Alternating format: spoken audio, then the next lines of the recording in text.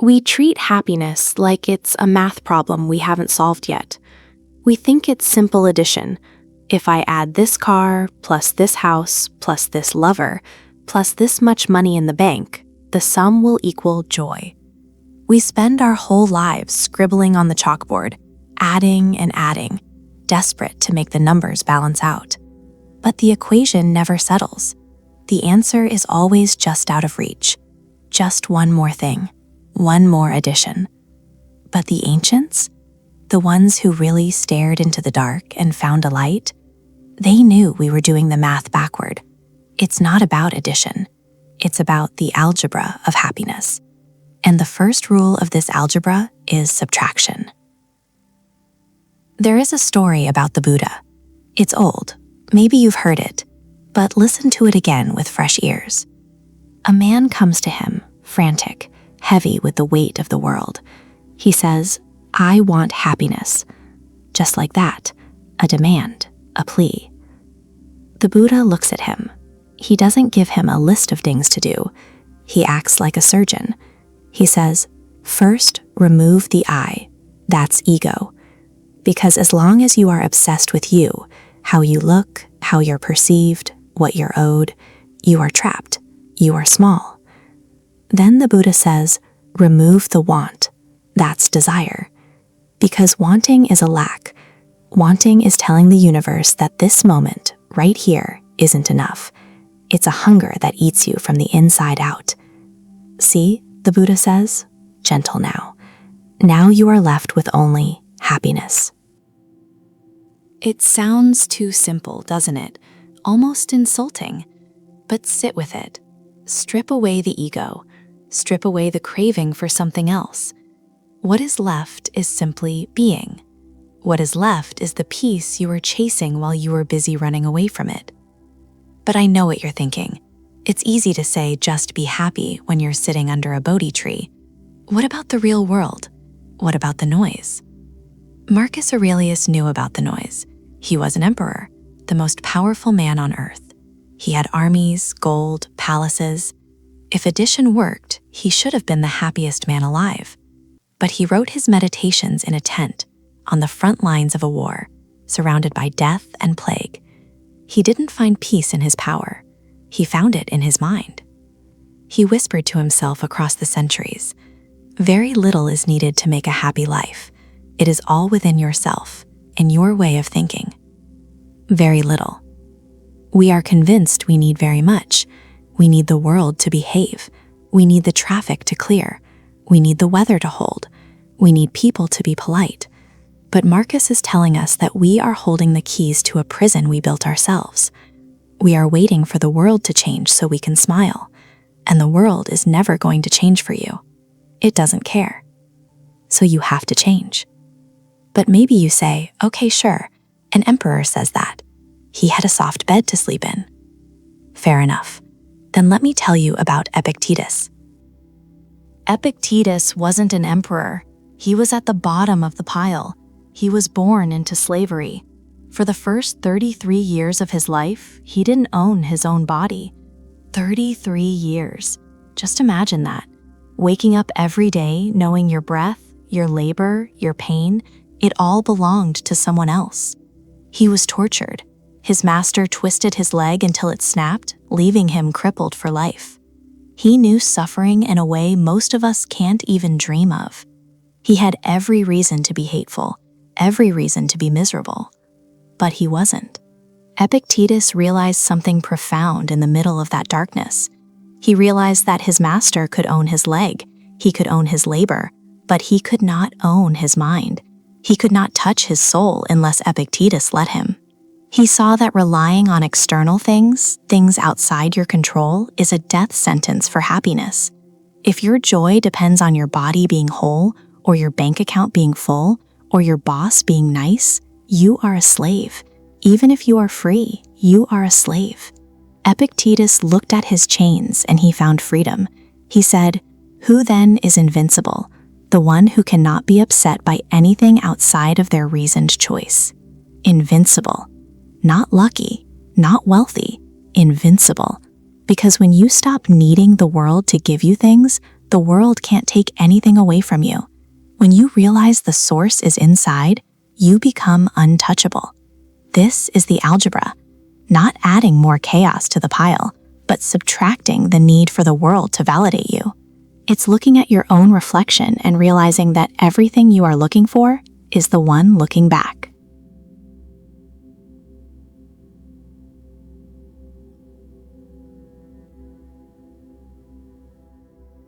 We spend so much of our lives running away from the things that hurt. We numb ourselves, we distract ourselves, we build high walls and lock the gates because we are terrified of the dark. We think that if we can just avoid the pain, if we can just stay safe, then we are living well. But there is a voice from the 13th century that whispers to us, soft and urgent. Rumi. He doesn't tell us to build walls. He tells us to tear them down. He looks at our suffering, the deep ache in the chest that wakes us up at 3 a.m., and he doesn't call it a curse. He calls it a letter. He says, "These pains you feel are messengers. Listen to them. Listen to them." We treat pain like an intruder. We try to shove it out the door. But Rumi says, no, invite it in. Sit it down. Pour it a cup of tea. Ask it what it came to tell you. Because pain never shows up empty-handed. It always carries a message. Maybe it's telling you that you're in the wrong place. Maybe it's telling you that you've outgrown your life. Maybe it's telling you that you are loving the wrong things. If you slam the door, you miss the message, and the messenger will just keep knocking, louder and louder, until you finally open up.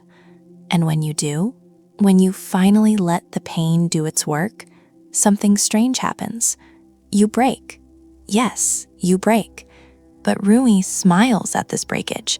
He sees the cracks in your heart not as damage, but as windows. He says, the wound is the place where light enters you. We want to be whole. We want to be perfect, untouched, pristine. But an enclosed vessel can't hold the sun. It's only when you are cracked open by loss, by grief, by failure, that the light can finally get in. The ego has to shatter for the soul to breathe. I know, it doesn't feel like light when you're in the middle of it. It feels like a beating. It feels like the world is attacking you. You ask, why me? Why is this happening to me? Rumi has an image for this too, a violent, beautiful image. He says, when someone beats a rug, the blows are not against the rug, but against the dust in it. Think about that. You feel the blow. You feel the stick hitting your back. You think life is angry at you. You think you are being punished. But you are not the dirt. You are the rug. Life is not trying to destroy you. It is trying to clean you. It is beating out the dust of your arrogance, your fear, your pettiness, your attachments. All the things that have settled on you over the years, choking your true colors. The blows are hard, yes. They shake you to your core. But when the beating stops and the dust settles, you are lighter. You are vibrant again. You are you again. It is a process of refining. It is a friction. And this leads us to the mirror. The Sufis, they often speak of the human heart as a mirror.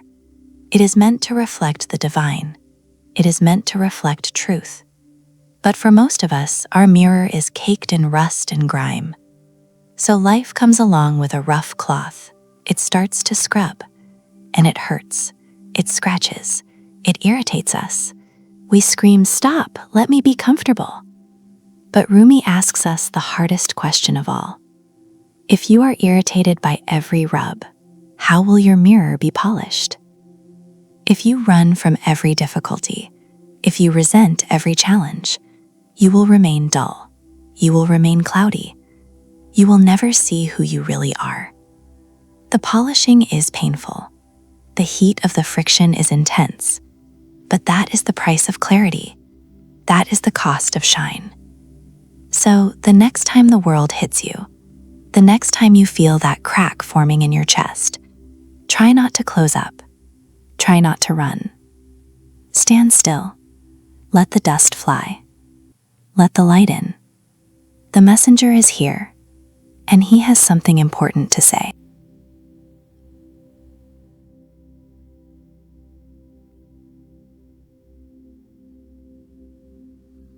We treat time like it is the only currency that matters. We count our birthdays like victories. We pray for 80 years, 90 years, 100 years. We think that if we can just stretch the timeline out, if we can just keep breathing for one more decade, we have won. But Seneca, he shakes his head at us. He looks at our obsession with longevity, and he sees it for what it is, a vanity, a fear. He tells us that we are measuring the wrong thing. He says, "As is a tale, so is life. Not how long it is, but how good it is what matters." Think about the books you love, the stories that stayed with you. Do you love them because they were 1,000 pages long? Do you love them because they dragged on and on, filling page after page with boring gray details?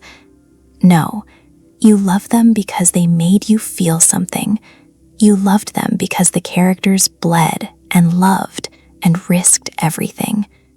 A short, burning poem can change you more than a long, dull history book. And your life is a story.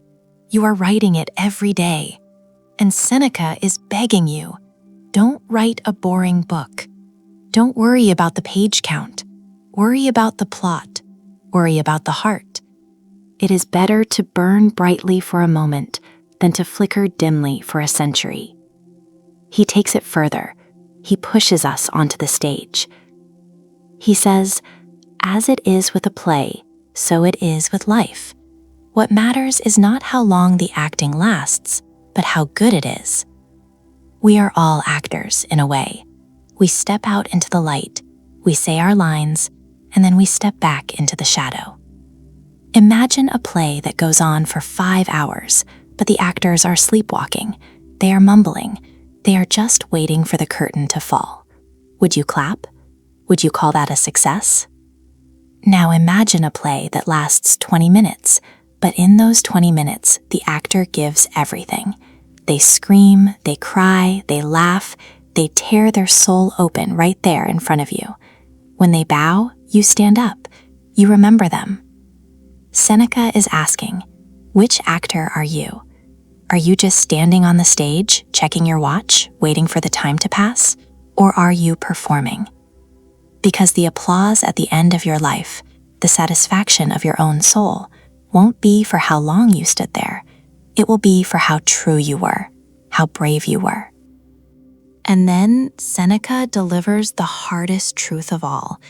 He looks at the things we usually respect, the gray hair, the wrinkles, the signs of old age, and he strips them of their power. We see an old man and we think he has lived a full life. Seneca says, not necessarily. He warns us. So you must not think a man has lived long because he has white hair and wrinkles. He has not lived long, just existed long. Just existed long. That hits hard, doesn't it? There is a difference between living and existing. A rock exists for thousands of years. Moss exists. A chair exists. But you are made for more than just taking up space and converting oxygen into carbon dioxide. White hair is just biology. Wrinkles are just gravity and time. They are not badges of honor if the years were empty. You can spend 80 years sleepwalking. You can spend 80 years afraid, hiding, doing the same routine day after day until the days blur into a gray fog. That isn't a life. That is a long, slow death. So stop counting the years. Stop worrying about the number. Focus on the depth. Focus on the color. Go out and get your heart broken. Go out and find something beautiful. Fill your days with things that make you forget to check the time. Because in the end, nobody reads the gravestone and says, wow, look at those dates. They ask, who was he? What did he love? Did he matter? Make it matter.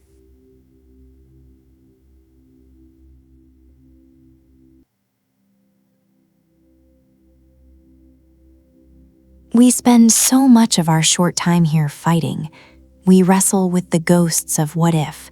We look in the mirror and trace the lines of our scars, wishing they were smooth skin. We look at the empty chair at the dinner table and wish it were full. We look at the bank account, the heartbreak, the rain ruining the wedding, and we scream, silently or out loud, "No, not this, anything but this." But the universe doesn't hear no, it just spins. There is an ancient cure for this sickness of resistance. It isn't a pill, it's a perspective. A phrase passed down through the dust of centuries that asks something impossible of you. Amor Fati. It sounds beautiful, doesn't it? The love of fate. But don't let the poetry fool you. This is the hardest thing you will ever do. It is one of the pillars of Stoicism, but it's more than just a philosophy. It's a survival mechanism. Think about Marcus Aurelius. When we think of him, we see the marble statues. We see the emperor of Rome, the most powerful man on the face of the earth. We think, easy for him to accept fate. He had everything. But look closer. Look past the gold and the purple robes. The man was drowning. He lived through the Antonine Plague, watching his people die in the streets by the thousands, bodies piled like firewood. He faced political knives in the dark, instability that threatened to tear his empire apart. He buried his own children. He lived with chronic pain, his body failing him even as he tried to hold the world together. He had every right to be bitter. He had every right to curse the gods and ask, "Why me?" But he didn't. In his private journals, what we now call meditations, he didn't write about how to fix the world. He wrote about how to fix his view of it. He realized that fighting the reality of what is, that is the definition of madness. It's screaming at a storm to stop raining. The storm doesn't care. You only lose your voice. So he decided to stop fighting the rain. He decided to let it wash over him. He wrote, "To love only what happens, what was destined. No greater harmony. No greater harmony." See, it's about control. You cannot control the plague. You cannot control the betrayal. You cannot control the death that comes for us all. You can only control how you welcome it. And then, centuries later, Nietzsche picked up this torch, and he poured gasoline on it. Nietzsche didn't just want you to tolerate your life. Tolerance is weak. Tolerance is gritty teeth and a clenched jaw, just waiting for the misery to end. That's not freedom, that's endurance. Nietzsche demanded something terrifying. He spoke highly of Amor Fati, not as a coping mechanism, but as the ultimate formula for greatness. He said, "My formula for greatness in a human being is Amor Fati, that one wants nothing to be different, not forward, not backward, not in all eternity, not merely bear what is necessary, but love it." Listen to that again, not merely bear what is necessary. Most of us are just bearing it. We are carrying our lives like a heavy cross, dragging it toward the grave. Nietzsche says, no, love the cross, love the weight. He wants you to look at your worst moments, the failures, the embarrassments, the grief that brought you to your knees, and say, yes, this too. I wouldn't change a distinct second of it. Why? Because if you pull on one thread of your past, the whole sweater unravels. You are who you are because of the pain. You are who you are because of the loss. To wish for a different past is to wish for a different self. It is to wish for your own non-existence. So this is the challenge. Not to just accept your fate like a prisoner accepting a sentence, but to embrace it like a lover. To look at the fire burning down your house and say, this is the warmth I needed. It is a radical, dangerous, beautiful love, and it is the only way to be truly free.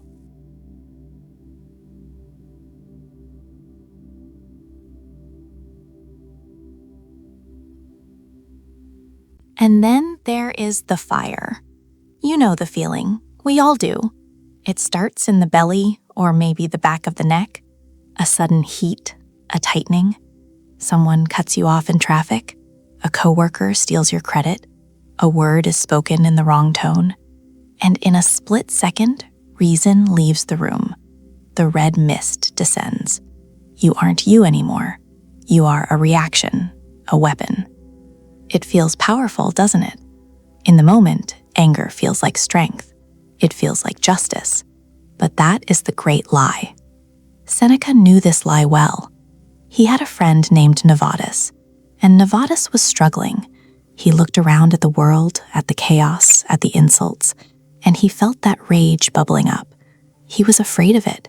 He wanted to know how to stop the burning before it consumed him. So he went to Seneca, his anchor, and he asked, essentially, how do I control this? How do I stop from exploding? Seneca didn't give him a soft answer. He didn't tell him that anger was natural or just letting off steam. He looked his friend in the eye and told him the truth.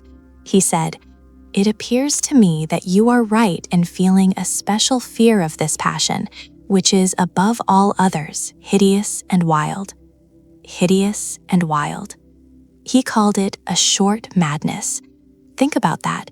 Temporary insanity.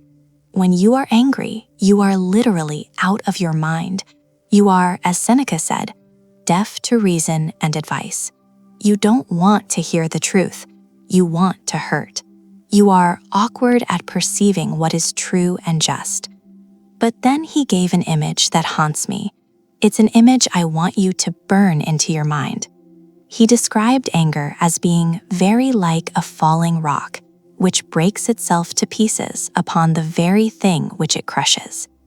We think anger destroys the enemy, and it might, but look at the rock. To crush the thing at the bottom of the hill, the rock has to shatter itself. The vessel that holds the acid is eaten away long before the acid is poured on the victim. When you scream, your throat hurts. When you rage, your blood pressure spikes. Your heart strains. Your peace is shattered. You break yourself to pieces just to land a blow. Is it worth it? Epictetus, another wise old ghost, took this idea and made it about power. We think anger is asserting dominance. I showed them, we say. I put them in their place. Epictetus laughs at that. He says, any person capable of angering you becomes your master. Read that again. Becomes your master. If a stranger on the internet can type a few words and ruin your entire afternoon, who is in charge? Is it you or is it them? If a driver honks their horn and your pulse jumps to 120, they own you. They have the remote control to your nervous system. They press a button and you dance. That isn't strength. That is slavery. To be free is to be untouchable. To be free is to look at the insults and let it pass through you like wind through a ghost. So what do we do? When the blood boils, when the short madness kicks in, how do we stop the rock from falling? Seneca gave us the answer, and it's frustratingly simple. It's so simple we usually ignore it. He said the greatest remedy for anger is delay. Delay. Not suppression, not fighting it, just waiting. Because anger has a short shelf life. It burns hot, but it burns fast. It needs fuel to keep going. It needs you to act now, right now, while the madness is fresh. If you wait, if you just pause, the madness fades. The fog lifts. Seneca isn't saying you shouldn't address injustice. He isn't saying you should be a doormat. He is saying, don't act while you are drunk on rage. Wait until the sober you returns. Wait until you can see clearly. Wait until you are no longer a falling rock, shattering yourself on the way down. Take a breath. Walk away. Let the ticking of the clock do the heavy lifting for you. Because the most powerful response to an insult isn't a scream, isn't a punch. It's silence. It's the calm, terrifying silence of a man who cannot be mastered by anyone but himself.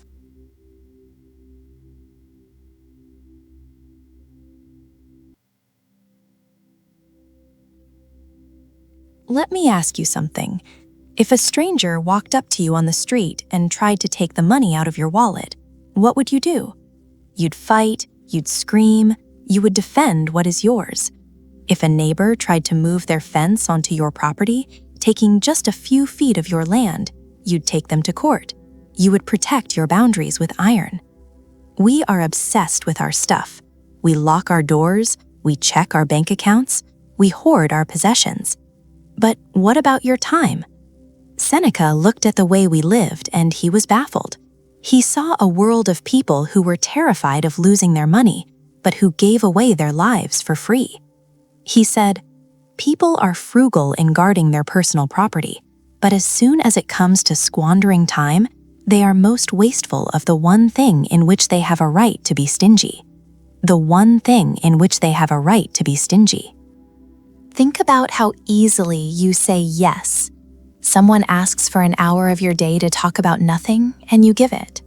You scroll through screens, watching other people live their lives, while yours ticks away, second by second. You sit in meetings that mean nothing. You argue with people who don't care about you. You treat time as if it's infinite, as if there's always going to be another tomorrow. But there isn't always another tomorrow. The supply is limited, and unlike money, you can't earn more of it. Once an hour is gone, it is gone forever. We have this complaint, don't we? We say, life is short. We say it at funerals. We say it when we see gray hairs in the mirror. It went by so fast.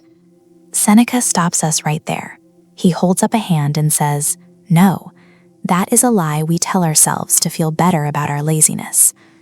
He wrote, "It is not that we have a short time to live, but that we waste a lot of it." That stings, doesn't it?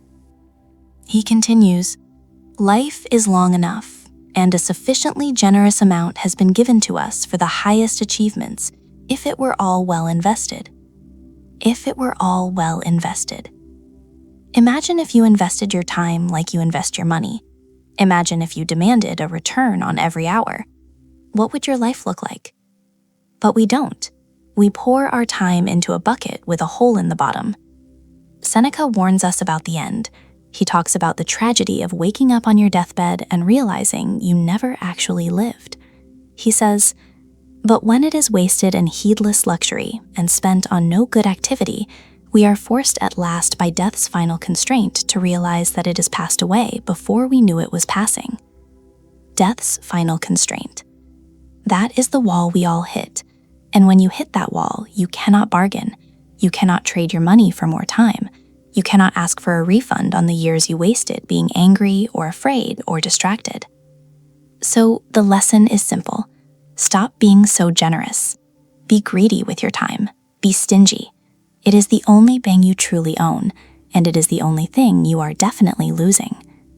So it is, Seneca tells us. We are not given a short life, but we make it so, and we are not ill-supplied, but wasteful of it. Don't make it short. Make it deep.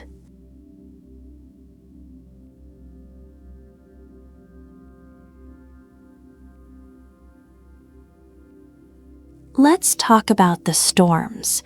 You know the ones. The sudden thunder in your chest when things go wrong, the red mist that blinds you, the panic that tightens your throat. We live in these storms, don't we? We let them toss us around like driftwood on a dark, angry ocean, and we call it living. We call it passion or righteous indignation. But it's not. It's slavery. I remember reading Epictetus a long time ago. He wasn't a man who dealt in soft comforts. He looked at the human condition, at our flailing and our screaming, and he saw the chains we forge for ourselves. He proclaimed, "No man is free who is not master of himself." Think about that. Truly, let it sink into the marrow. You can have all the money in the bank. You can have power. You can have the wide open road stretching out in front of you. But if a rude comment from a stranger ruins your day, you aren't free. If a traffic jam steals your peace, you're a prisoner. You're a puppet, and the world is pulling your strings. Dance, puppet, dance. Cry, rage, break things. It's exhausting, isn't it? Being at the mercy of every passing feeling. I've been there. I've burned bridges because I felt a spark and fanned it into a fire, and all I was left with was ash. Real power, it's not in the explosion, it's in the containment. Marcus Aurelius knew this. He carried the weight of an entire empire on his shoulders. Wars, plagues, betrayals. He had every reason to lose his mind, to scream at the heavens. But he wrote in those private notes of his, in Meditations, "The nearer a man comes to a calm mind, the closer he is to strength."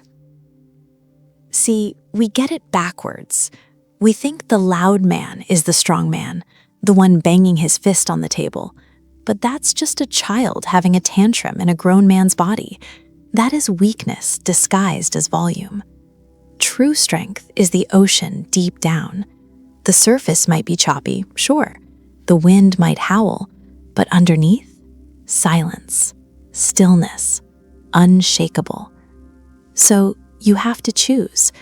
Do you want to be the leaf blown by the wind, or do you want to be the mountain that the wind breaks against? Get control, not by stuffing the feeling down, but by watching it, understanding it, and choosing very carefully not to let it drive.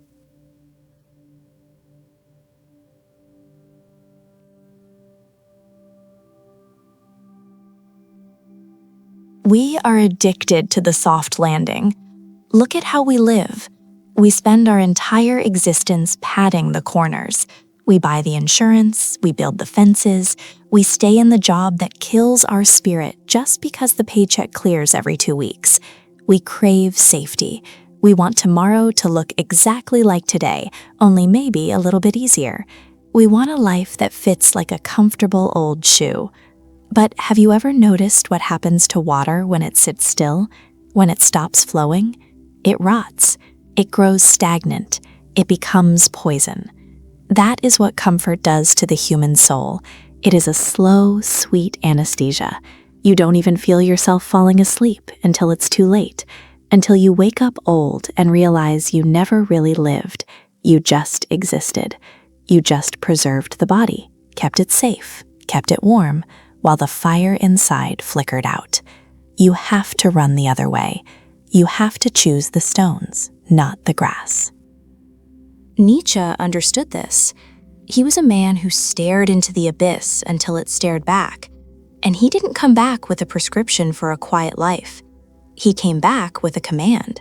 He said, "The secret of reaping the greatest fruitfulness and the greatest enjoyment from life is to live dangerously." Think about that word, dangerously. He didn't mean you should be reckless or stupid. He meant you should be alive. He told us, build your cities on the slopes of Vesuvius. Send out your ships into uncharted seas. Can you imagine building your home on the side of a volcano? Right there where the ground trembles, where the smoke rises. Most people run from the volcano, but Nietzsche says, no, build there. Why? Because the soil is fertile there. Because the view is clear there. Because when you know the fire is close, you don't waste time on petty things. You don't worry about the dishes when the mountain is smoking. You live. You feel the pulse of the earth. And then there's Rumi. We think of Rumi as this gentle poet of love, but he was a wild man. He was fierce. He saw how we trapped ourselves in these little prisons of reputation and social standing. We are so terrified of what the neighbors will say. We are so scared of looking like a fool. Rumi grabs us by the shoulders and shakes us. He says, run from what's comfortable. Forget safety. Live where you fear to live. He tells you to burn the script, destroy your reputation, be notorious. God, that scares us, doesn't it? To be notorious? To lose the respect of the herd? But Rumi knew that the respectable life is a cage. He said, I have tried prudent planning long enough. From now on, I'll be mad. Maybe we need a little more madness, not chaos, but the madness of the artist, the lover, the seeker, the madness of the man who refuses to be numb. If you really want to see what this looks like, if you want to see the extreme end of freedom, look at Diogenes. The man lived in a jar, a tub. He owned nothing. He had a wooden bowl for a while until he saw a boy drinking water from his cupped hands. And do you know what Diogenes did? He smashed his bowl. He realized he was carrying extra weight. He looked at the rich men of Athens with their silks and their banquets and their politics, and he laughed. He saw them as slaves, slaves to their things, slaves to their comfort. The cynics, they argued, that every time you seek a comfort, you forge a chain.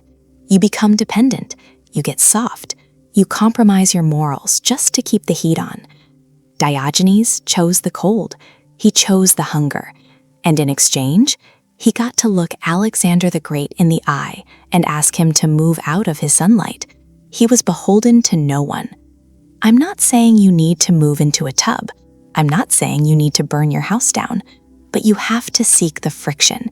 You have to find the things that scare you, the things that make your heart hammer against your ribs, and you have to walk toward them. Stop hiding in the harbor. The ships, they are safe in the harbor, yes, but that is not what ships are built for.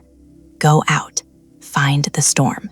That is where you will find yourself.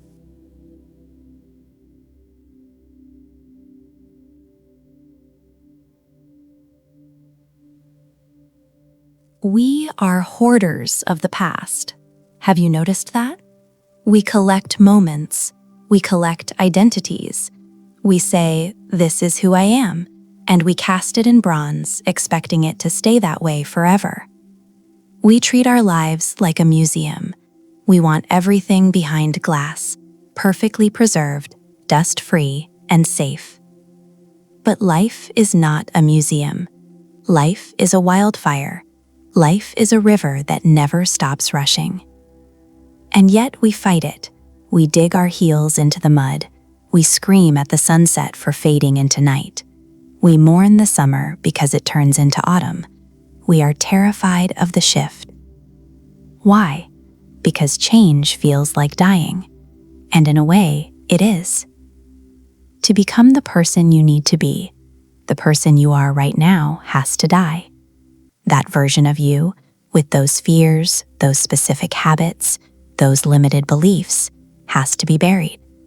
That hurts. It feels like losing a friend. Nietzsche didn't mince words about this. He looked at the natural world, brutal and honest, and he saw the truth in the reptiles. He said, "The snake which cannot cast its skin has to die. It's a physical necessity. The skin gets too tight. It becomes brittle. It constricts movement.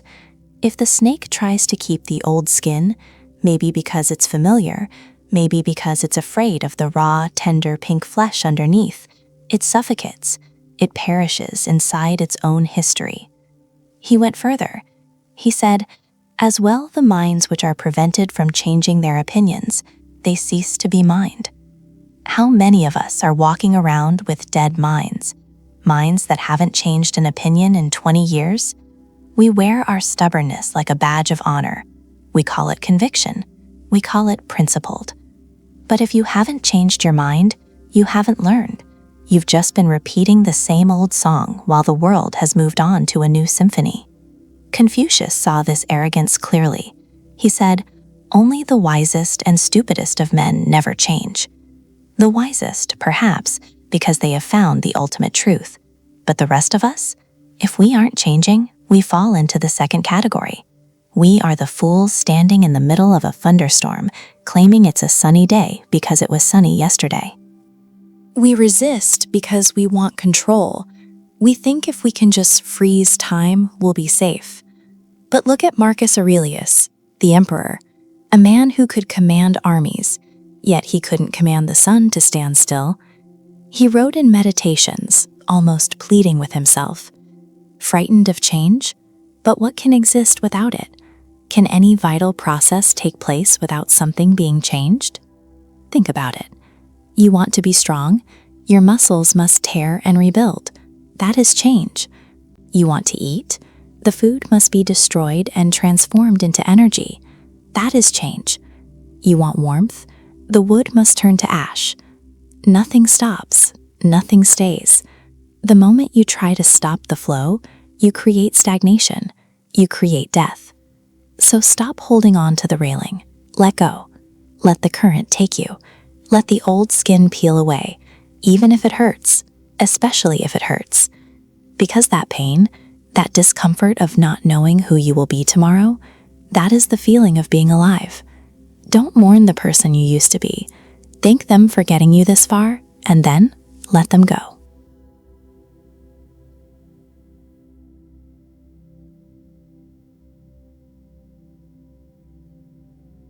There was an old philosopher, Epictetus. He knew about hardship. He'd lived it, breathed it, and he looked at the great stories we tell ourselves, the legends of heroes like Hercules. We look at Hercules and we see the strength, the glory, the triumphs. But Epictetus, he looked at the cause. He asked a question that haunts me. He said, "What would have become of Hercules, do you think, if there had been no lion, hydra, stag, or boar? What if the world had been easy? What if there were no savage criminals to rid the world of, no monsters in the dark? What would he have done in the absence of such challenges?"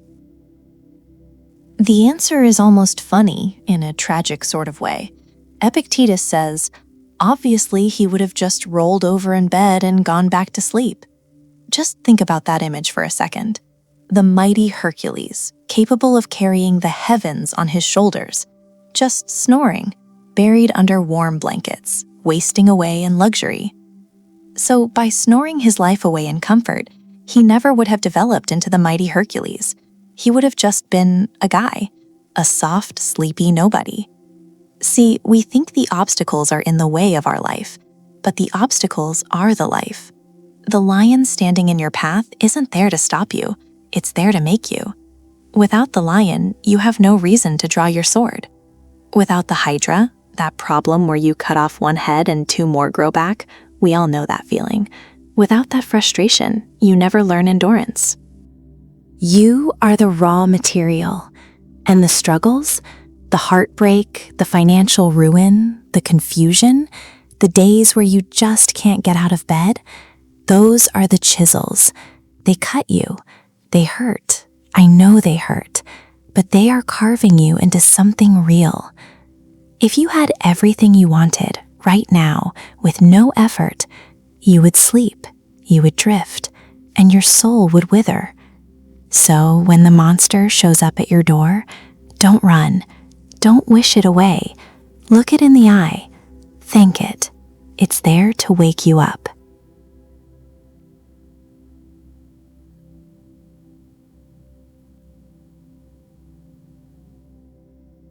We carry so much weight. Have you ever noticed that? I don't mean physical weight. I mean the stuff in your head.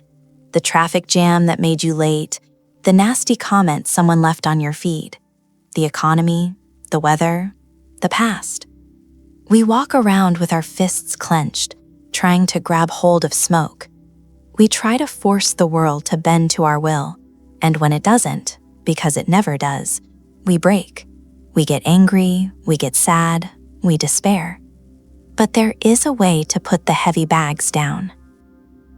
It's an old idea, maybe the most important one the Stoics ever had. They called it the Dichotomy of Control. Fancy words, I know, but the meaning is simple. It's about sanity. Epictetus, he laid it out clearly. He said, "The chief task in life is simply this, to identify and separate matters so that I can say clearly to myself which are externals and not under my control, and which have to do with the choices I actually control." Read that again.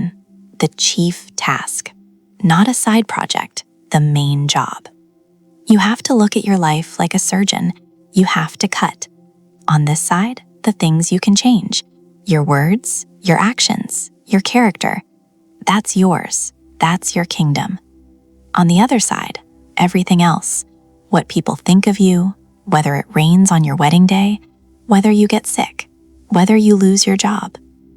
It sounds harsh saying you can't control those things, but it's not harsh. It's the truth. And here is the beautiful part, the secret.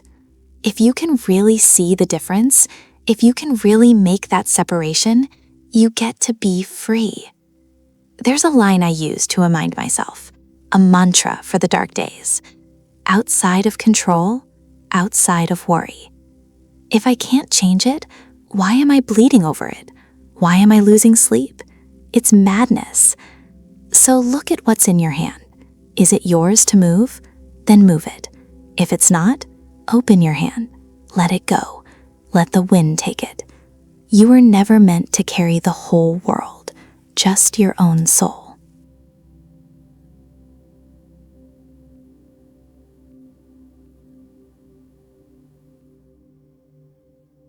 We talk about love like it's a lightning strike, a fever.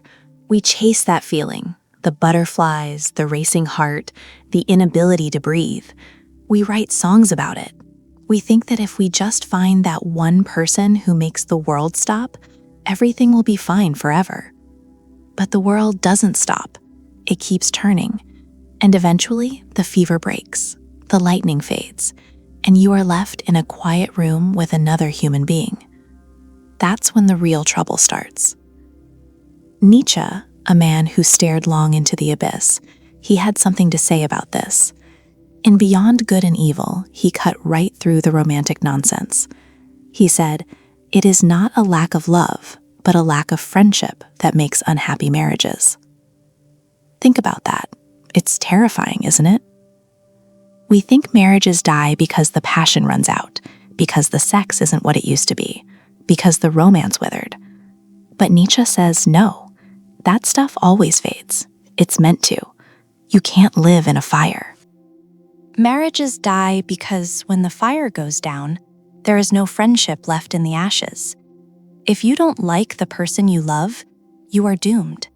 If you can't sit across a table from them, drinking coffee in silence, and feel understood, if you can't laugh at the absurdity of life together, then you are just two strangers sharing a bill. And that loneliness, the loneliness of being with someone you don't really know, is colder than being alone. And then there's the other trap, the myth of the perfect fit. We go looking for our soulmate, the puzzle piece that snaps perfectly into our jagged edges. We want compatibility. But Leo Tolstoy, a man who wrote about the sprawling mess of human life better than anyone, he shook his head at that. He said, "What counts in making a happy marriage is not so much how compatible you are, but how you deal with incompatibility. Because you will be incompatible, I promise you. You will want the window open. They will want it closed. You will want to save. They will want to spend. You will want to talk. They will want to brood. That isn't a mistake. That isn't a sign you chose wrong. That is just what happens when two entire universes try to occupy the same space. There is going to be friction. There are going to be collisions. The happiness doesn't come from the parts where you agree. Anyone can get along when they agree. The love is found in the disagreement. It's found in the moment where you are angry and tired and misunderstood, and you choose to stay anyway. You choose to be kind anyway. So forget the fairy tales. Forget the perfect match. Find a friend. Find someone you can bleed with. And when the differences come up, when the jagged edges scrape against each other, don't panic. That's just the work. That's just the price of admission for not walking through this life alone.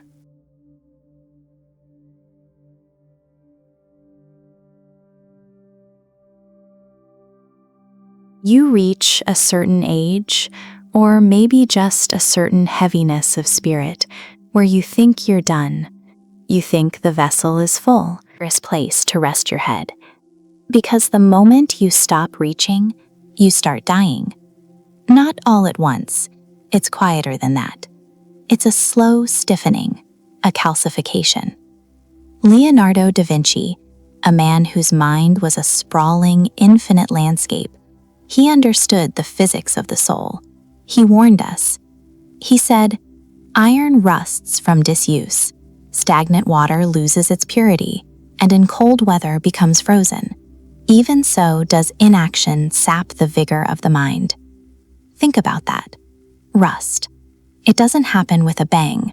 It happens because the iron is left alone. It happens because it sits in the rain and forgets what it was made for. We are the same. You stop asking why, and the rust sets in.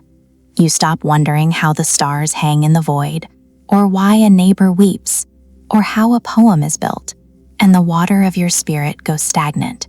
It freezes, and a frozen thing cannot flow. It cannot change. It can only crack. We are terrified of the effort, aren't we? We tell ourselves we are too tired to learn a new language, too old to pick up an instrument, too busy to read philosophy. We treat the mind like a muscle that can be torn if overused. We think we have a finite amount of energy and we must hoard it. But we are wrong. Da Vinci knew this too. He said, "Learning never exhausts the mind. It is the only thing that doesn't. Worry exhausts you. Anger exhausts you. Trying to impress people who don't care about you, that will drain you dry. But learning, understanding, that is fuel. That is the spark that catches the dry tinder of your life and makes it blaze again. When you learn something new, you aren't spending energy. You are generating it. You are becoming larger. You are making room for more of the universe to live inside you. So how do we do it? How do we keep the rust away when the days are short and the body is weary? We don't need grand universities. We don't need permission. We need humility, and we need to listen to the ghosts. Look at Abraham Lincoln, a man of sorrow, a man of earth and hard work. He didn't have the luxury of ivory towers, but he had a hunger. He said, "All I have learned, I learned from books." Just books, just ink on paper. But for him, they were ladders. They were windows. He climbed out of a log cabin and into the history of human thought just by turning a page. And when you open a book, truly open it, you are not engaging in a solitary act. It feels lonely, maybe, just you and a lamp in a quiet room, but it is the most crowded room imaginable. Descartes called it a miracle. He said, "The reading of all good books is like a conversation with the finest minds of past centuries." Think of the beauty of that. You are never alone. You can sit down tonight, right now, and have a conversation with Marcus Aurelius about resilience. You can ask Da Vinci about light. You can walk through the dark woods with Dante. They are waiting for you. The finest minds that ever lived, the ones who suffered and loved and figured a few things out, they are waiting to talk to you. Why would you ignore that invitation? Why would you choose the noise of the present moment, the shouting, the distraction, the fleeting nonsense, when you could have a conversation with the eternal? Don't let the iron rust. Don't let the water freeze. Stay curious. Stay hungry. It is the only way to stay young, no matter how many years you carry in your bones. Keep learning, because as long as you are learning, you are still alive.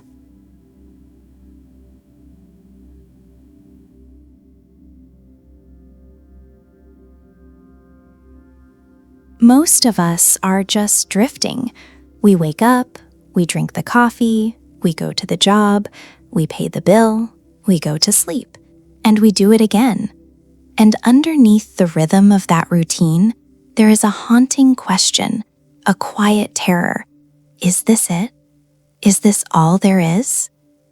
That feeling, that heaviness in your chest, it isn't depression, it isn't fatigue, it is the absence of a why. Because life is heavy, let's not lie to each other. Life is tragedy and struggle and loss. The how of life, how we survive, how we pay the rent, how we endure the grief, it is brutal. It breaks people. It grinds them down until there is nothing left but dust. But there is a way to become unbreakable. Nietzsche knew this.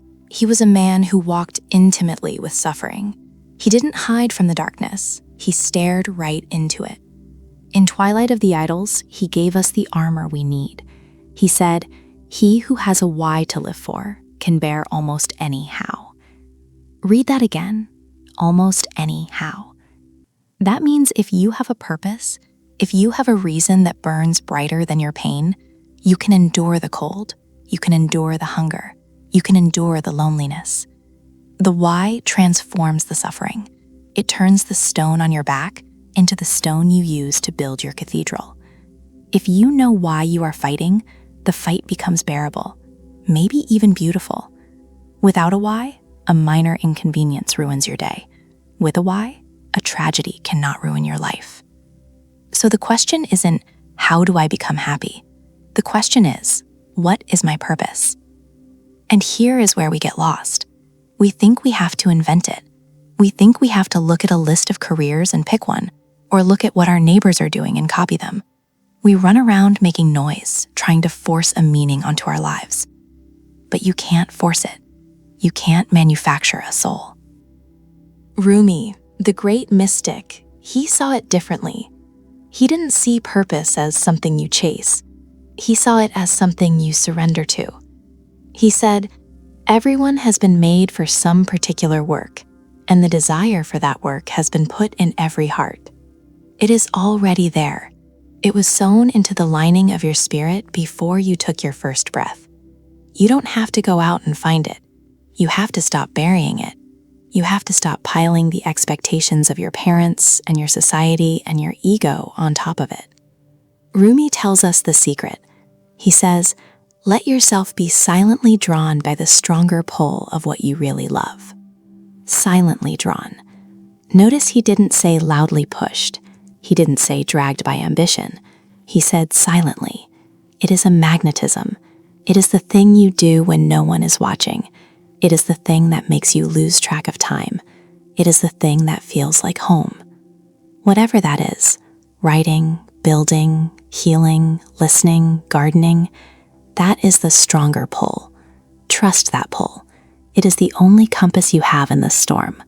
Stop swimming against the current of your own soul. Let go. Let it take you where you were always meant to go.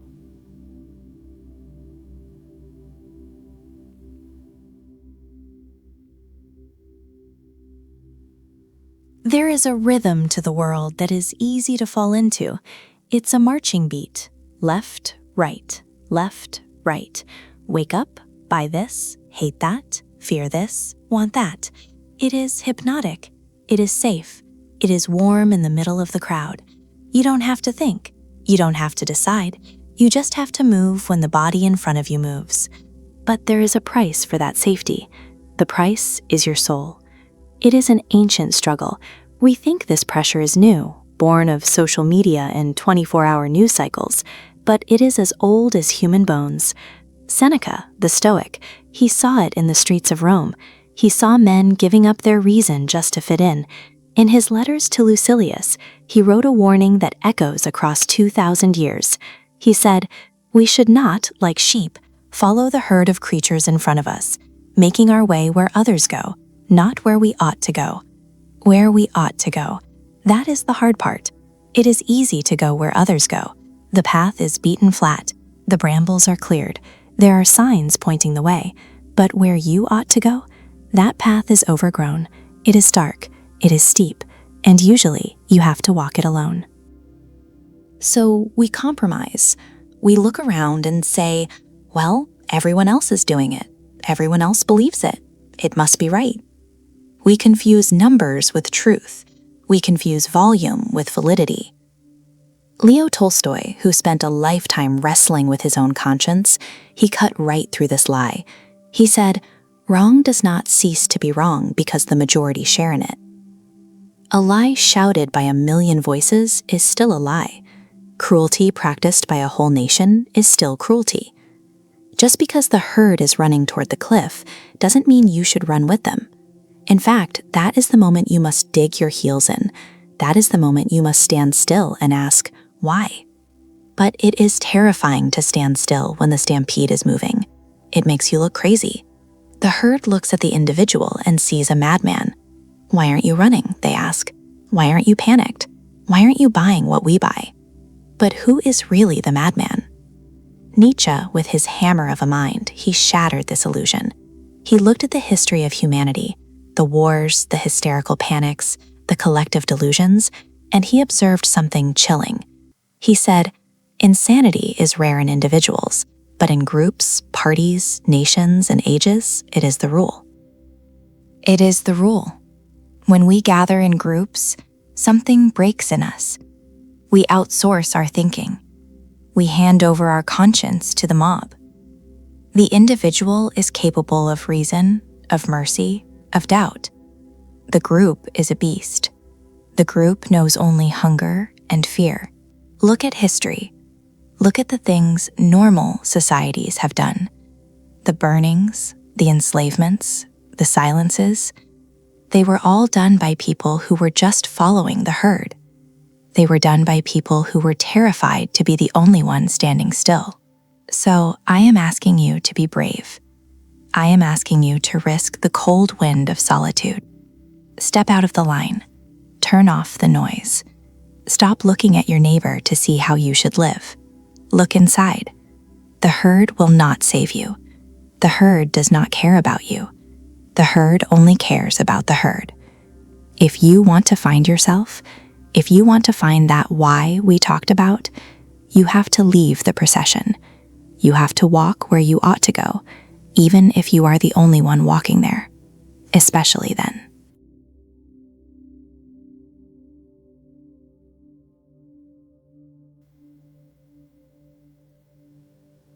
This is the struggle, isn't it?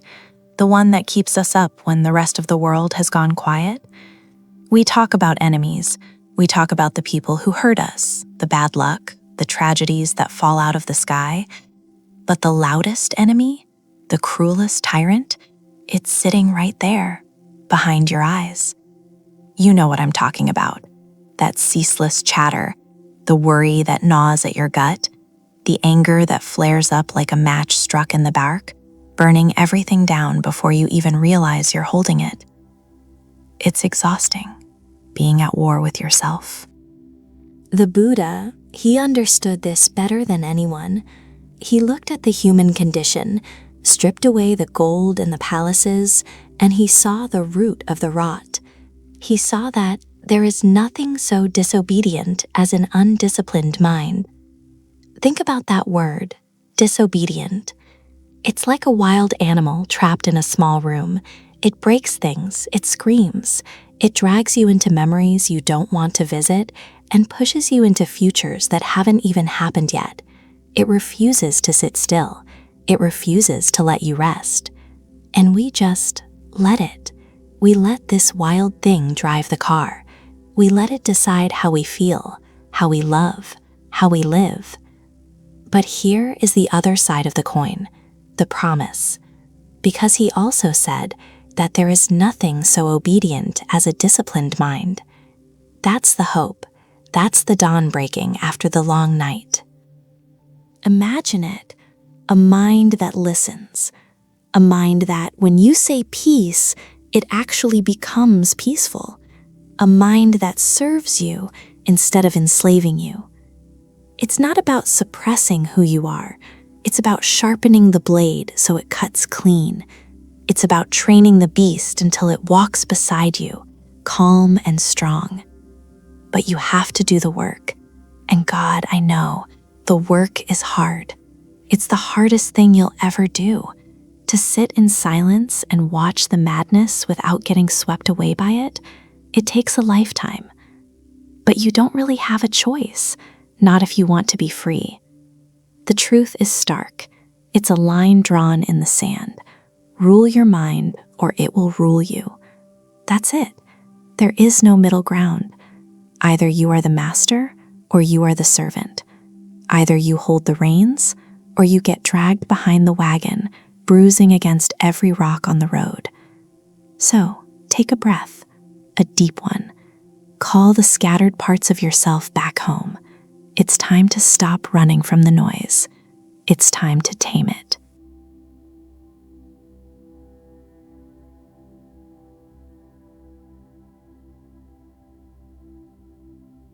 We run from the silence. Have you noticed that? We fill every second with noise. A screen in our hand, music in our ears, idle chatter just to fill the air. We are terrified of the empty space. We are terrified of what we might hear if the world finally shuts up. Blaise Pascal saw this centuries ago. He looked at the frantic scurrying of men, the wars, the distractions, the endless chasing, and he realized something profound. He said that all of humanity's problems stem from man's inability to sit quietly in a room alone. Just sit, just be. It sounds so simple, doesn't it? But try it.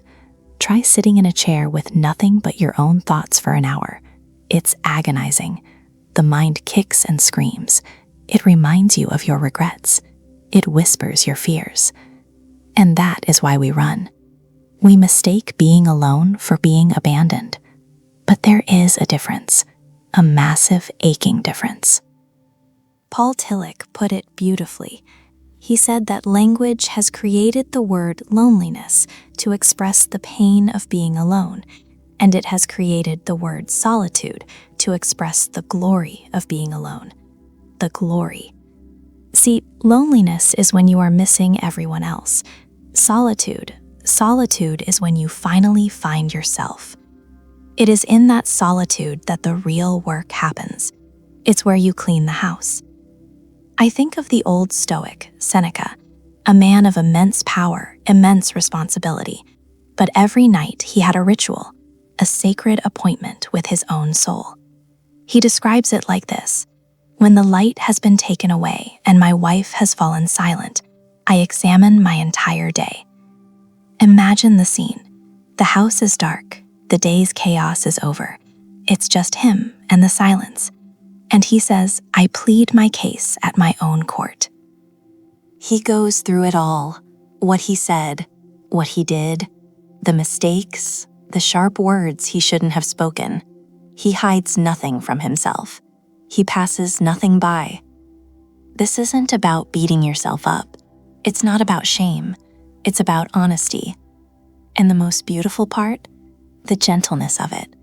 He looks at his errors, unflinching, and he says to himself, see that you do not do this anymore.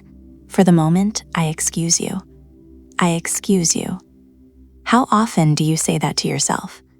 We are so hard on ourselves. We carry the guilt of yesterday into the breakfast of tomorrow. But in solitude, in that quiet, holy darkness, you can set it down. You can learn the lesson and then let it go. So stop running. Stop filling the silence with noise. Turn off the phone, dim the lights, sit in that room. Yes, it might hurt at first. You might feel that loneliness, but stay with it. Stay until it shifts. Stay until the pain turns into glory. Because you are the only person you have to spend every single second of your life with. You might as well learn to enjoy the company.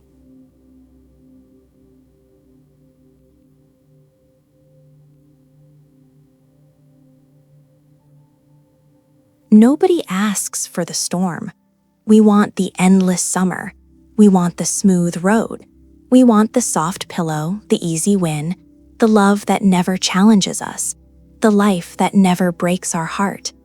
That is the human instinct, to seek comfort, to hide from the rain. But look around you. Look at the people you admire, the ones with depth in their eyes, the ones who speak with a gravity that makes you listen. Did they get there by walking on rose petals? No. They got there because they broke, and then they put themselves back together. We misunderstand suffering. We see it as a mistake. We think that when things go wrong, we have failed, or the universe has turned its back on us. We scream at the sky, why me? But the ancients, they didn't ask why me. They asked, what is this trying to make of me? Seneca, a man who knew power and exile in equal measure, He looked at the soft, pampered men of his time with pity. He knew that a life without struggle is a life without substance. He said, difficulties strengthen the mind, as labor does the body. Think about that. You don't build muscle by sitting in a chair. You build it by lifting heavy things. You build it by tearing the fiber, stressing the system until it has no choice but to rebuild itself stronger than it was before. Why would the soul be any different? Why would your character grow if it never had anything to push against? It's the resistance that makes you. It's the weight. And yes, it is terrifying. I am not romanticizing the pain. When you are in the middle of it, when you've lost the job, when the marriage ends, when the grief is so heavy you can't breathe, it feels like dying. Nietzsche, that fiery, tragic soul, he stared right into that abyss, and he gave us the words that have become a cliche, but I want you to hear them as if for the first time. What does not kill me makes me stronger. It's not just a slogan. It is a biological, spiritual fact. If you survive the night, you are not the same person who went to sleep. You are something else, something harder, something more capable. You have proven to yourself that you can endure, and that knowledge, that is a weapon nobody can take from you. But it requires a shift in how you see the world. You have to stop looking at the hard times as an interruption to your life and start seeing them as the making of your life. Seneca comes back to us with an image that I carry with me everywhere. He says, "A gem cannot be polished without friction, nor a man without trials." Have you ever seen a raw gemstone? It's ugly. It looks like a common rock. It's dirty, it has rough edges, it has no shine. To get the jewel, you have to put it in the tumbler. You have to grind it against grit. You have to spin it and tumble it and strike it. It is a violent process. If the stone could feel, it would be screaming. It would be begging for it to stop. But if you take it out too early, it remains a rock. It is the friction that creates the value. It is the friction that reveals the light. And yet, we complain. We get angry when the grit touches us. We get defensive. The mystic Rumi, he shakes us by the shoulders. He asks the question that shuts us up. If you are irritated by every rub, how will your mirror be polished? The mirror, that is your heart. That is your soul. It is meant to reflect the divine. It is meant to reflect the truth. But right now, it's covered in dust. It's covered in the rust of your ego, your vanity, your fear. The suffering, the difficult person at work, the failure, the delay, that is the cloth. That is the polishing. And if you run away every time it gets uncomfortable, if you get irritated by every rub, you stay dull. You stay cloudy. You never see who you really are. So please, I know you are tired. I know the road has been long. But do not wish for an easy life. That is a curse. Wish for the strength to endure a difficult one. Stand in the rain. Let the grit sanding down your rough edges. Don't waste your suffering. It is too expensive to waste. Use it. Let it carve you into something beautiful.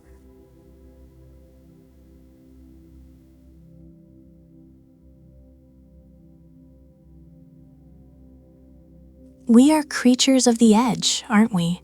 Always running toward the cliff. It feels like we are hardwired for extremes. We think that if a little is good, then a mountain of it must be better. We feast or we starve. We work until our bones ache, or we sleep until our souls rot. We love until it suffocates, or we push away until we freeze. It's exhausting, this swinging back and forth, like a pendulum that never rests. It tears you apart. But there is a secret, a quiet place in the center of the storm. The ancients called it the golden mean, balance. It sounds boring, I know. It sounds like settling. But listen, it isn't about being average. It is about staying alive. Aristotle, he spent a lifetime looking at the human heart, and he realized something profound. He saw that virtue, being a good, strong human being, it isn't a summit you climb, it is a midpoint. It stands precisely between two vices. Take courage. We all want to be brave. But what is bravery? If you have too little of it, you fall into cowardice. You shrink. You let the world walk over you. That is a death of the spirit. But go too far the other way, that's not courage anymore. That's recklessness. That's being a fool who jumps into the fire just to see if he can burn. True courage is the sweet spot, the golden mean. It is the razor's edge between fear and stupidity. It takes more strength to hold your ground in the middle than it does to run to either side. And it's not just the Greeks who knew this. Go east, look at the Buddha. He walked this earth with nothing but the dust on his feet, searching for an end to suffering. And he found the same truth. He called it the middle way. He told a story about the tuning of the sitar. It's a beautiful image, isn't it? Think of the string. If you wind it up tighter and tighter, seeking that high, piercing note, what happens? The tension builds, the pressure mounts, and eventually, snap. It breaks. It's useless. That is us when we are frantic, anxious, obsessed with control. We break. But if you leave the string loose, if you don't put any tension on it at all, you can pluck it all day. It makes no sound. It's just a floppy piece of wire. That is us when we are lazy, indifferent, giving up on life. The music only happens in the middle, not too tight, not too loose, just right. That is where the melody lives. So look at your life. Where are you pulling the string until it screams? Where are you letting it hang so loose that you can't hear a sound? Stop running to the edges. Stop trying to be everything or nothing. Come back to the center. It is the hardest place to be, but it is the only place where the music plays.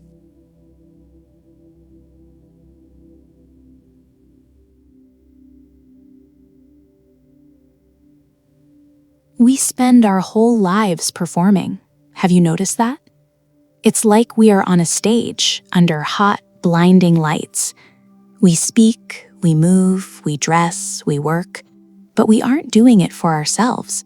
We are doing it for an audience that is mostly in our heads. We are desperate for a round of applause. We are terrified of a boo. It is a heavy way to live. Carrying the weight of 1,000 opinions on your back, it crushes you. Lao Tzu, the old sage, he saw this trap thousands of years ago. He looked at how people twisted themselves into knots just to be liked, and he said something that should haunt you. He said, "Care about what other people think, and you will always be their prisoner." Read that again. Prisoner. It is not a metaphor. It is a cell. When you wake up and dress for them, you are wearing a uniform. When you speak words just to fit in, you are reciting a script they wrote. You hand over the key to your own happiness and you say, "Here, you decide if I am worthy today." Why do we do this? Why do we volunteer for this cage? Because we're scared. We're scared to be alone. We're scared that if we are just ourselves, messy, raw, imperfect, no one will love us. So we trade our freedom for validation. But look at the cost. Marcus Aurelius knew the cost. Here was a man who ruled the known world, an emperor. Every eye in Rome was on him. Every whisper in the Senate was about him. If anyone had a reason to be paranoid about public opinion, it was him. But in his private journals, those meditations written by candlelight in a tent on the front lines, he wrote himself a reminder. He wrote that tranquility, that sweet, silent peace we are all chasing, it only comes when you stop.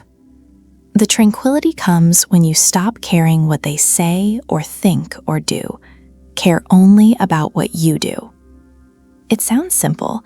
It is the hardest thing in the world.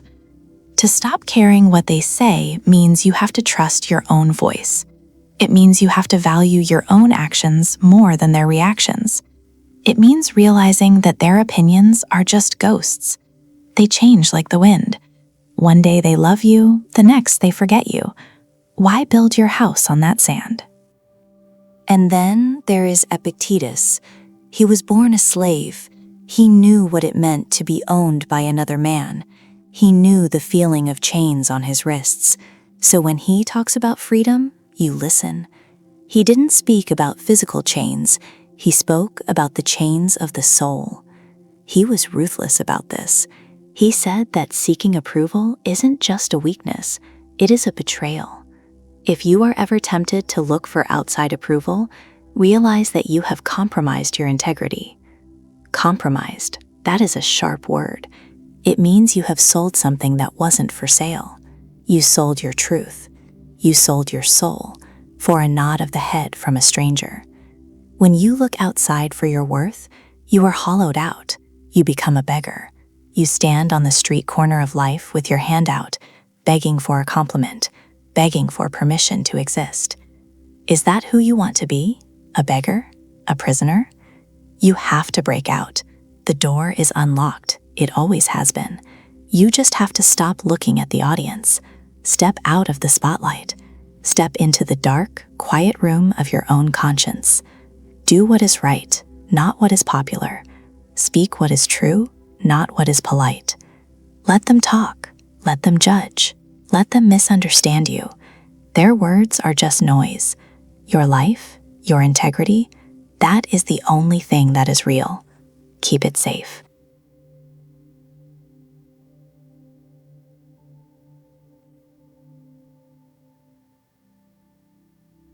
We are expert architects of our own misery. Have you ever noticed where your mind goes when the lights go out, when the house is quiet? It travels. It leaves the safety of the present moment, and it runs, sprinting into the dark woods of the future. And it doesn't go there to find hope. It goes there to find monsters. We play out the worst-case scenarios. We lose our jobs. We get sick. We lose the ones we love. We enact these tragedies in our heads over and over again in high definition. We feel the grief. We feel the panic. We sweat. We cry. And the crazy part? None of it has happened. We are suffering for things that do not exist. Seneca, the great Stoic, he watched people do this.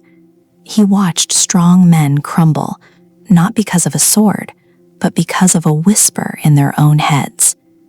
And he gave us a truth that should be tattooed on the inside of your eyelids. He said, "We are more often frightened than hurt, and we suffer more from imagination than from reality." More from imagination than reality. Think about how much energy you have wasted worrying about things that never came to pass. The disasters you prepared for, the conversations you rehearsed, the heartbreaks you braced yourself for. They were ghosts, but you paid for them with real pain. You paid for them with your peace. This is what it means to borrow suffering. You are paying interest on a debt that you haven't even taken out yet, and chances are you never will. Seneca tried to shake us awake. He reminds us that the future is a fog. You cannot see through it. You think you know what is coming? You don't. He wrote, "Even bad fortune is fickle. Perhaps it will come, perhaps not. In the meantime, it is not. So look forward to better things. In the meantime, it is not." That is the anchor. Right here, right now. You are breathing. You are okay. The sky hasn't fallen. Why crush your shoulders with a weight that isn't there? In his letters to his friend Lucilius, Seneca gets almost pleading. He sees his friend tormented by these groundless fears. He sees him acting like a man condemned when the verdict hasn't even been read. He tells him, "What I advise you to do is not to be unhappy before the crisis comes." He says that the dangers you are terrified of, those things that make you pale, they might never arrive. They certainly have not yet come. We have a sickness, you and I, a habit. Seneca calls it out. He says, we are in the habit of exaggerating or imagining or anticipating sorrow. We rush to meet our pain. We open the door for it before it even knocks. Don't do that. Life is hard enough. Reality has enough sharp edges. Do not add to them with your own nightmares. If the storm comes, you will deal with it then. You will find the strength then. But do not drown yourself in a flood that hasn't even started to rain. Stay here. Stay in the now. The future can wait. You have this moment to live. Don't give it away to a ghost.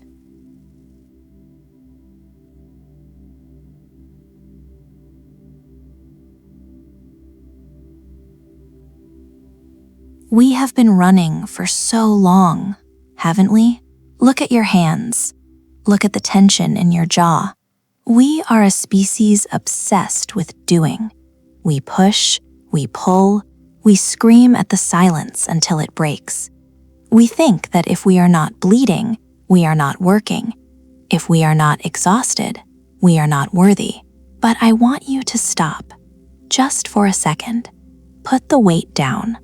There is an old secret buried under centuries of dust and noise. It comes from a man who arguably understood the world better than anyone, simply by watching it, Lao Tzu, and he spoke of something that sounds almost impossible to our modern, frantic ears. Wu Wei, effortless action. Now, don't get it twisted. This isn't about laziness. It's not about lying in the dirt and waiting for the fruit to fall into your mouth. No. It is something far more terrifying and far more beautiful. It is the art of stopped forcing the world to bend to your will. Think of water. Water is the softest thing in the world. You can run your hand through it, you can drink it. But give it time, give it a rhythm, it cuts through rock, it carves canyons, it destroys mountains. Does the water struggle? Does it scream? Does it lose sleep worrying if it's flowing fast enough? No, it just flows. It finds the path of least resistance, and in doing so, it becomes an unstoppable force. That is Wu Wei. We spend our lives swimming upstream. We fight the current, thrashing, drowning, thinking that the struggle proves we are alive. But Lao Tzu looks at us with those sad, ancient eyes, and he says, "Nature does not hurry, yet everything is accomplished." Let that sink in. Look at a tree, an oak. Does it strain to grow? Does it wake up in a panic, checking its watch, terrified it isn't tall enough yet? No, it drinks the rain, it feels the sun, and slowly, imperceptibly, it becomes a giant. It doesn't hurry, but the forest still grows, the seasons still change. The earth still spins. Everything gets done. Why do you think you are the exception? Why do you think you have to break yourself to build a life? The tragedy of our time is that we mistake friction for progress. We think if it's hard, it's good. But usually, when things are that hard, when every step feels like walking through mud, it's because you're forcing it. You are trying to open a door that is locked instead of looking for the window that is already open. So try this. Loosen your grip, just a little. When you are writing, let the words come. Don't strangle them. When you are loving, let it be. Don't demand it.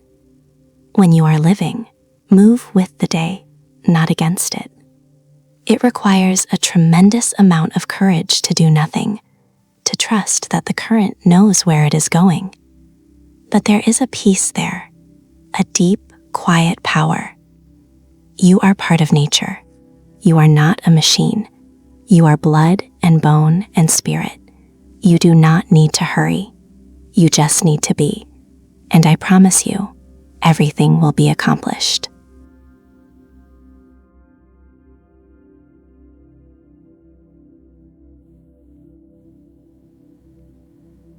We are drowning. Every day you wake up and the world screams at you. Buy this, fear that, watch this, be someone. It's a storm of noise, a hurricane of distractions. And in the middle of it all, there is you. just trying to keep your head above water, just trying to breathe. And most of us, we aren't really living. We are just enduring. We are just waiting for the weekend, waiting for the vacation, waiting for the end. But there was a man, a Roman, who saw this same chaos 2,000 years ago, Seneca, and he wrote letters to his friend, Lucilius, that feel like they could have been written this morning. He looked at the mess of human existence, the anxiety, the dread, and he said something profound. He said, "No one can lead a happy life, or even one that is bearable, without the pursuit of wisdom." Notice that word, bearable. He isn't promising you a life of endless smiles and sunshine. He is too honest for that. He knows life is heavy. He knows tragedy waits around the corner. But he tells us that without wisdom, without stopping to think about why we are here and how to live, life is just a jagged, painful confusion. It crushes you. Wisdom is the cushion. It is the buffer between your soul and the hard edges of the world. Even just the beginning of it, the smallest step toward understanding yourself, makes the weight a little lighter. It makes the unbearable bearable. But we resist it. We say we are too busy. We say philosophy is for the ivory tower, for old men in robes. We want freedom, so we chase money, we chase power. We run until our lungs burn. And Seneca, he laughs at that, a sad, knowing laugh. He tells us, to win true freedom, you must be a slave to philosophy. It sounds wrong, doesn't it? A slave? But look at your life. Really look at it. You are already a slave. You are a slave to your anger. You are a slave to the opinions of strangers on the internet. You are a slave to your fear of poverty, your fear of death. You dance on the strings of your own impulses every single hour. To be a slave to philosophy is to cut those strings. It means submitting yourself to truth, to reason, to the laws of nature. It is the only servitude that breaks your chains. When you obey wisdom, you don't have to obey fear anymore. That is freedom. And then there is the matter of time. We are all terrified of running out of time. We count the gray hairs, we watch the clock, we feel the grave pulling at our heels. We think our life is short, but Seneca offers us a way to cheat death. He said, "Of all people, only those are at leisure who make time for philosophy. Only those are really alive." Why? Because the man who ignores wisdom only lives his own tiny, fragile life. He has his 40, maybe 80 years. That's it, a blink of the eye. But the philosopher, the seeker, he says they annex every age to theirs. Think about the beauty of that.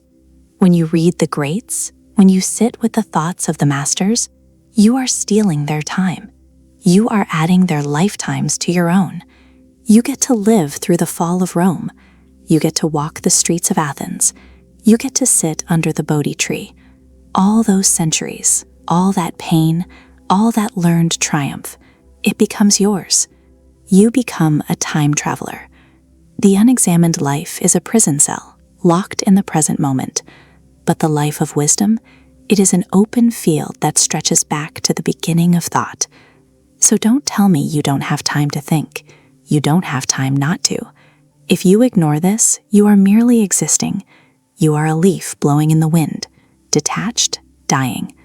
But if you stop, if you open the book, if you ask the hard questions, you become infinite. You don't just keep watch over your own fleeting days. You inherit the earth.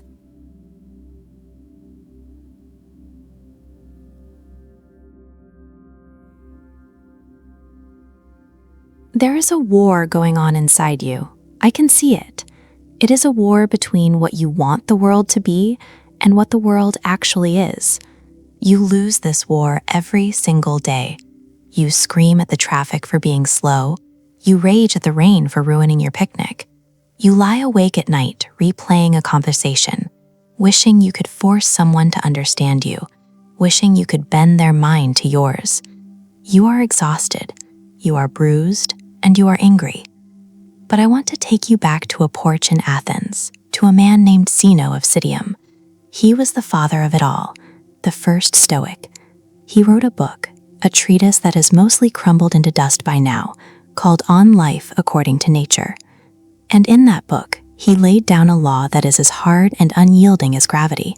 He said, the goal of life is living in agreement with nature. Now listen closely. When Zeno talks about nature, he isn't talking about hugging trees. He isn't talking about a weekend camping trip. He is talking about reality, the great logic, the unshakable architecture of the universe. The Stoics believe that there are laws, invisible iron laws, that govern everything. The sun rises, bodies age, people die, empires fall, the opinions of others shift like the wind. These are the laws. And Zeno looks at us, banging our heads against the wall, and he asks, why are you trying to break what cannot be broken? Going against these laws doesn't hurt nature. Nature doesn't care. The mountain does not care if you punch it. It only breaks your hand. Going against reality only has severe consequences for you. It is your bones that shatter. It is your heart that breaks. Seneca, the great Roman statesman, picked up this torch. He stripped away the complexity and gave it to us straight. He said, for good or for ill, life and nature are governed by laws that we can't change. The quicker we accept this, the more tranquil we can be. Tranquility, that's what we are chasing, isn't it? That stillness. But we look for it in control. We think, if I can just make enough money, if I can just make her love me, if I can just fix this mess, then I will be at peace. Seneca shakes his head. He says, no, peace is not found in controlling the storm. Peace is found in realizing you are never the storm master. Imagine a man in a small boat on a mighty river. The current is ripping downstream, powerful and relentless. The man is terrified. He grabs the oars and he rows upstream. He rows with every ounce of his strength. His muscles tear, his lungs burn. He screams at the water, stop, go the other way. But the river just flows. The man makes no progress. He is stationary, locked in a violent, exhausting struggle until he collapses. Seneca wrote to his friend Lucilius about this very thing. He said, if we follow nature, all is easy and unobstructed, but if we combat nature, our life differs not a whit from that of men who row against the current. That is us. We are the rowers. We row against aging with surgery and denial. We row against other people's choices with manipulation and resentment. We row against our own fate, and it is killing us. So what is the alternative? It is the hardest thing in the world. Acceptance. Acceptance isn't weakness. It isn't giving up. It is the ultimate act of sanity. It is looking at the river and saying, okay, the current goes this way, then I will go this way too. Suddenly the struggle ends. Suddenly you are moving. You are unobstructed. This is the core of the Stoic promise, the alignment. There are things you cannot change. You cannot control the economy. You cannot control the weather. You cannot control what your boss thinks of you. These are the nature outside of you. But you can control your own mind. You can control your reaction. You can control the oars. When you align yourself with the natural order, when you stop demanding that the universe conform to your whims, the doors of inner peace swing open. You stop being a victim of circumstance, and you become a partner with fate. It is a simple choice, really.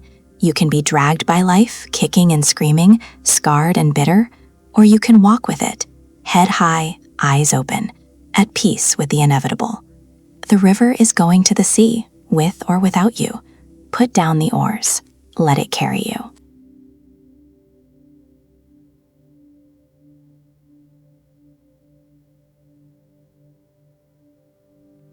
Look around you. Walk down any street. Sit in any coffee shop. What do you see? Heads down, thumbs scrolling, eyes darting. We are a civilization of the busy. We are exhausted, yet we have accomplished nothing. Seneca saw this 2,000 years ago. He had a name for this specific kind of madness. He called them the Occupati, the preoccupied. These aren't people who are busy building empires or creating art. No, these are people who are busy being busy. They are addicted to the noise. They are indifferent to the great endeavors of the soul because they are too distracted by the trivial. In the ancient world, it was gossip and luxury. Today, it is the email you check before you even get out of bed. It is the algorithm that dictates your mood. It is the urgent notification that demands your attention, stealing you away from the essential. We regulate our lives by everyone's pace but our own. And Seneca, he hits us with a hard truth about our hypocrisy. It is an economic insight that cuts deep. Think about your bank account. If a stranger walked up to you and asked for $1,000, would you give it to them? No, you would fight. You would lock your doors. You guard your property with ferocity. We are misers with our money. But with your time, Seneca says, you will find no one willing to share out his money. But to how many does each of us divide up his life? We are profligates with our hours. We hand them out to anyone who asks. The intrusive colleague, the pointless argument, the mindless advertisement. We throw our minutes into the fire as if they are worthless. Seneca shakes his head at us. He says, in guarding their fortune, men are often close-fisted.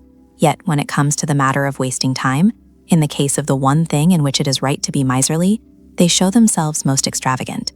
Why do we do this? Why are we so careless with the only resource we can never get back? It is because of a delusion, a shared hallucination. We think we are immortal. You live as if you are destined to live forever, Seneca warns. No thought of your frailty ever enters your head. We act as if the supply of time is infinite. We say, I will do that later. I will really start living when I'm 50, when I retire, when things settle down. But things never settle down. And while you are waiting for the future, you are killing the present. Seneca tells us that putting things off is the biggest waste of life. It snatches away each day as it comes and denies us the present by promising the future. It is a tragedy. We plan to live at 60, but as the old philosopher asks, how late it is to begin really to live just when life must end. So if you want to transform your life, you have to stop being one of the Occupati. You have to become ruthless. You have to learn the power of the word no. It requires a radical tightening of your expenditure. You must look at the distractions masquerading as obligations and cut them loose. You must realize, as Seneca did in a moment of clarity, I know that I have lost not wealth, but distractions. Stop existing for the demands of others. Stop letting the world reach into your pocket and steal your hours. Guard your time. Be stingy with it. Be greedy with it.